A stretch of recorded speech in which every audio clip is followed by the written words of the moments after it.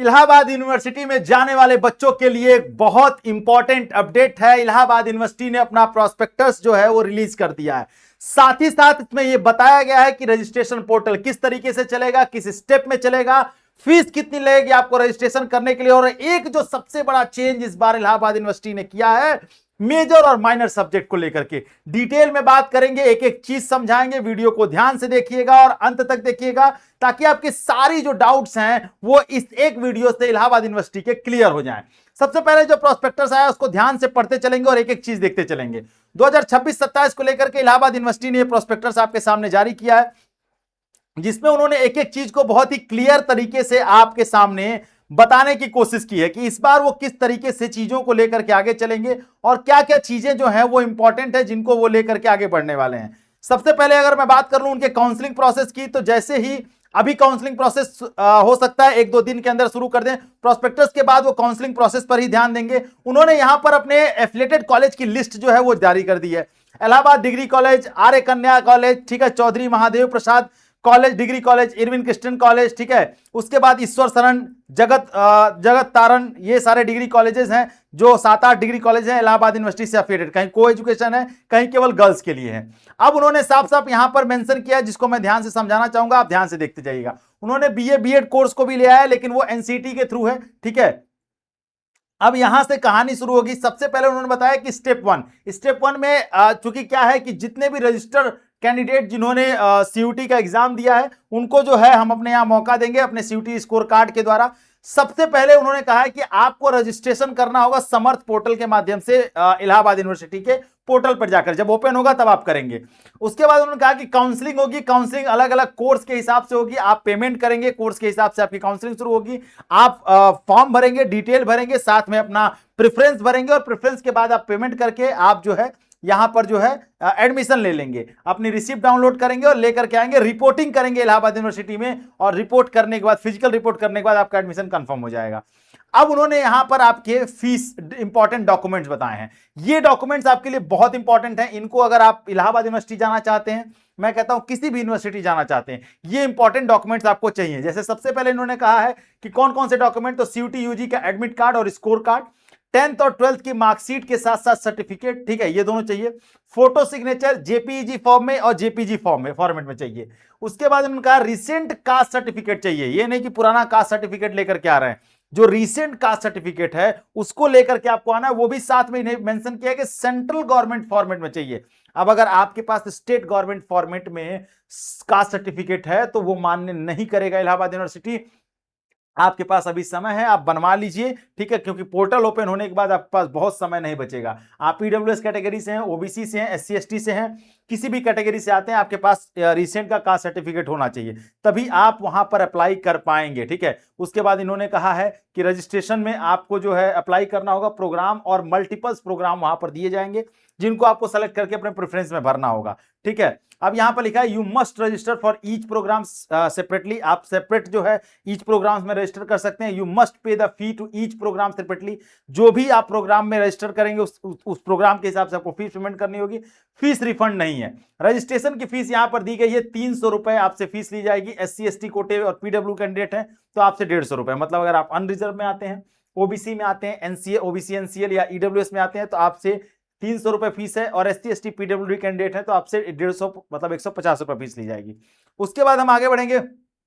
एक चीज इन्होंने यहां पे कहा है कि Aadhaar and APAAR ID is required for all applicant, ठीक है, admission to any program in the university of Allahabad.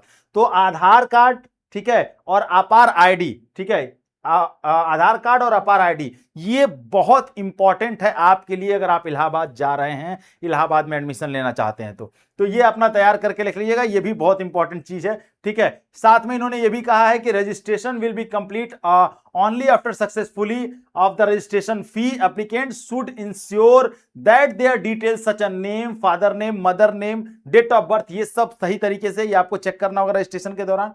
अब हम बात कर लेते हैं इनके मेजर और माइनर जो सब्जेक्ट कॉम्बिनेशन है, ये रिजर्वेशन की बात करते हैं, ठीक है। मेजर और माइनर सब्जेक्ट कॉम्बिनेशन जो ये बना रहे हैं इस बार, उस पर इन्होंने बहुत बड़े बदलाव किए हैं। हम वो आपको दिखाएंगे, ध्यान से उसको समझने की कोशिश करिएगा। चूंकि एनईपी लागू किया गया है तो एनईपी लागू किया गया तो इन्होंने जो है अलग अलग कोर्स, जैसे आर्ट्स में आर्ट्स है, साइंस है, कॉमर्स है, एजुकेशन है, फाइन आर्ट है, परफॉर्मिंग आर्ट्स है, कंप्यूटर एप्लीकेशन, वोकेशनल कोर्स है, मीडिया एंड फैशन, इतने कोर्सेज यहाँ पर चलते हैं। अलग अलग कोर्सेज के माध्यम से यहाँ पे इन्होंने ये भी बताया है कि मैनेजमेंट आईपीएम चलता है, computer application, food technology, family and community science, ये जो है आपके अलग अलग जो है ऑफर किए जाते हैं कोर्स। यहाँ पर आपको multiple entry and exit option मिलेगा, चूंकि एनईपी है तो आपको हर साल, मतलब हर साल चाहे तो आप एग्जिट ले सकते हैं। जैसा कि आप एनईपी में जानते हैं कि 1 साल बाद छोड़ेंगे तो आपको डिग्री सर्टिफिकेट मिलेगा, 3 साल बाद छोड़ेंगे तो डिग्री मिलेगा, 4 साल बाद छोड़ेंगे तो डिग्री विथ रिसर्च मिलेगा। ये पूरी कहानी है। जैसे कि अंडर ग्रेजुएट सर्टिफिकेट मिलेगा, अंडर ग्रेजुएट डिप्लोमा मिलेगा, बैचलर डिग्री मिलेगा तीसरे साल में, और चौथे साल में अगर आप ग्रेजुएशन करके निकल देंगे तो आपको बैचलर डिग्री विथ रिसर्च मिलेगा। ये एनईपी का रूल है जो कि इन्होंने इसमें समझाया है। अब हम बात कर लेते हैं यहां पर, ये जो आपके लिए बहुत इंपॉर्टेंट चीज है, इसको ध्यान से समझिएगा। पहले उनके यहां क्या था, आपको 3 सब्जेक्ट पढ़ना होता था, और जो है पहले दूसरे साल 3 सब्जेक्ट, और तीसरे साल आकर आपको 2 सब्जेक्ट पढ़ना होता था, मतलब बीए प्रोग्राम की तरह पढ़ाई होती थी। लेकिन अब क्या है, एनईपी के आने की वजह से उन्होंने क्या किया है कि पहले साल फर्स्ट सेमेस्टर और सेकेंड सेमेस्टर में आपको 2 मेजर सब्जेक्ट और 1 माइनर सब्जेक्ट पढ़ने होंगे, ठीक है। दूसरे साल थर्ड और फोर्थ सेमेस्टर में 2 मेजर सब्जेक्ट और 1 माइनर सब्जेक्ट पढ़ना होगा। लेकिन वहीं जब आप तीसरे साल पहुंचेंगे तो आपको चौथे और 5वें सेमेस्टर में सिर्फ 2 मेजर सब्जेक्ट पढ़ना होगा और 1 जो है इलेक्टिव पेपर हो जाएगा, यानी यहां पर आपका माइनर सब्जेक्ट हटा लिया जाएगा, ठीक है। तो ये आपको ध्यान देना है, इस बार ये बहुत बड़ा बदलाव किया गया, और इन्होंने लिस्ट भी दे दी है आपके सामने कि कौन से मेजर सब्जेक्ट होंगे, कौन से माइनर सब्जेक्ट होंगे, उस पर हम ध्यान देंगे। साथ में उन्होंने फी भी यहां पर बताइए, उस पर भी मैं आगे बात करता हूं कि फी उन्होंने यहां पर जो है अलग अलग कोर्सेज के लिए उन्होंने फीस जो है यहां पर जो है मेंशन कर दिया है। ये अलग अलग कोर्सेज के लिए फीस है, ठीक है। मैं आपको जो आपके काम लायक कोर्सेज हैं उन कोर्सेज की फीस पे और सीट पे डिस्कशन करूंगा, ठीक है। बात करते हैं आगे। यहां पर देखिए, जब आप यहां पर पहुंचते हैं तो आपको सारी चीजें यहां पर क्लियर उन्होंने बता दी हैं। धीरे धीरे आप इनके प्रोस्पेक्टस को रीड करते जाएंगे पूरा डिटेल में, तो आपको समझ में आएगा, ठीक है। अब यहां पर हम बात कर लेते हैं, यहां पर देखिए बैचलर ऑफ आर्ट्स में क्या सब्जेक्ट कॉम्बिनेशन है, यहां पर मेंशन कर दिया। बीकॉम में क्या है, वैसे तो मैं आपको बता दूं ओवरऑल अगर सब्जेक्ट कॉम्बिनेशन की बात करें तो एक जनरल टेस्ट, लैंग्वेज और एक डोमेन के साथ ये जाते हैं। किसी भी कोर्स में आप यहां पे एडमिशन ले सकते हैं, कहते हैं इलाहाबाद विश्वविद्यालय में। अब यहां पर हम बात कर लेते हैं सीट की। अब यहां पर देखिए सबसे पहले बीएलएलबी की बात कर लेते हैं। बीएलएलबी अगर आप करना चाहते हैं तो 120 सीटें हैं। पहले साल आपका 50,000 फीस लगेगा, दूसरे, तीसरे, चौथे और 5वें साल जो है आपको 45,000 फीस देनी होगी। वहीं अगर आप बीबीए और एमबीए कर रहे हैं तो 40 सीट है बीबीए एमबीए की, और पहले सेमेस्टर में 60,000 फीस लगेगी और हर सेमेस्टर में लगभग 60,000 फीस है।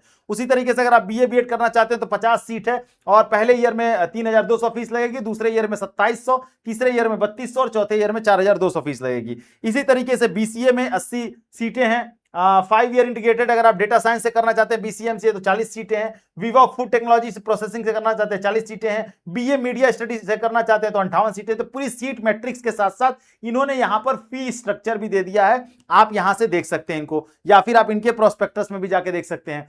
साथ में इन्होंने यहां पर बताया कि टोटल अगर बीए की देखेंगे तो 1995 सीटें हैं। अगर बैचलर ऑफ साइंस मैथ में देखेंगे 450 सीटें हैं। बायो में आपको 200 सीटें हैं।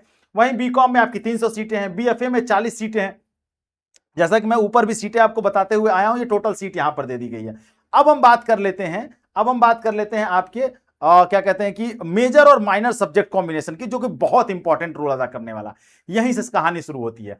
इन्होंने कहा है कि हम 2 मेजर सब्जेक्ट देंगे, 1 माइनर सब्जेक्ट देंगे। जैसे कि यहां पे सब्जेक्ट कॉम्बिनेशन इन्होंने दिया है, एंशिएंट हिस्ट्री मेजर सब्जेक्ट लेते हैं तो आपको इकोनॉमिक्स के साथ साथ माइनर हिंदी पढ़ना होगा। एंशिएंट हिस्ट्री के साथ एजुकेशन है मेजर में तो आपको एक माइनर में पॉलिटिकल साइंस रहेगा। एंशिएंट हिस्ट्री के साथ इंग्लिश लिटरेचर है तो इकोनॉमिक्स रहेगा। ये एंशिएंट हिस्ट्री के साथ साथ इन्होंने यहाँ पे सब्जेक्ट कॉम्बिनेशन बनाए मेजर माइनर के, ठीक है। इसी तरीके से डिफेंस स्टडी के साथ यहाँ पे बनाए गए सब्जेक्ट कॉम्बिनेशन। और अगर ऐसे ही आप आएंगे तो यहाँ पे देखेंगे अगर ज्योग्राफी आप मेजर में लेते हैं तो इकोनॉमिक्स मेजर में मिलता है ज्योग्राफी के साथ, तो आपको पॉलिटिकल साइंस माइनर में पढ़ना होगा। अगर ज्योग्राफी के साथ इंग्लिश लिटरेचर है तो आपको मिडाइवल हिस्ट्री पढ़ना होगा। ज्योग्राफी के साथ हिंदी है तो आपको आपको एजुकेशन पढ़ना होगा, इसी तरीके से मिडाइवल हिस्ट्री का भी सब्जेक्ट कॉम्बिनेशन है। मतलब इस बार अगर आप जब फॉर्म भरेंगे तो आपके सामने ये चैलेंज रहेगा कि आप प्रेफरेंस कैसे भरें कितने अच्छे तरीके से।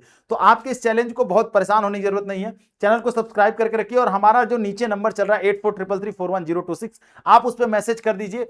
जैसे ही प्रेफरेंस के समय आएगा हम आपको बना करके एक बढ़िया प्रेफरेंस दे देंगे जिससे आप आसानी से भर लेंगे, ठीक है। तो ये पूरा आर्ट्स का इन्होंने सब्जेक्ट कॉम्बिनेशन बताया है। ऐसे ही उन्होंने यहां पर साइंस का भी बताया है कि मैथ अगर मेजर में है, मेजर में फिजिक्स है तो साथ में माइनर में केमिस्ट्री पढ़ेंगे, ऐसे ही मैथ है फिजिक्स है तो साथ में स्टैटिक्स पढ़ेंगे, मैथ फिजिक्स के साथ जियोलॉजी पढ़ेंगे। तो ये पूरा मैथ के साथ फिजिक्स और केमिस्ट्री के साथ, ठीक है, ये पूरा सब्जेक्ट कॉम्बिनेशन इन्होंने यहां बता दिया है। और यहां पे देखिए बॉटनी के साथ केमिस्ट्री के साथ आप तीसरा क्या रखेंगे, मेजर माइनर, ठीक है। यहां पर केमिस्ट्री मेजर है, बायोकेमिस्ट्री मेजर सब्जेक्ट है तो माइनर जियोलॉजी हो जाएगा, ठीक है। बॉटनी जियोलॉजी है तो माइनर जो है डिफेंस स्टडी हो जाएगा। तो पूरा सब्जेक्ट कॉम्बिनेशन इन्होंने इसमें बता दिया है। ये पूरी कहानी थी किसकी, इलाहाबाद विश्वविद्यालय की। मैंने पूरे इस प्रोस्पेक्टस को एक लाइन में, मतलब एक वीडियो में समाहित करने का प्रयास किया है। जो इंपॉर्टेंट चीजें थी मैंने बता दी।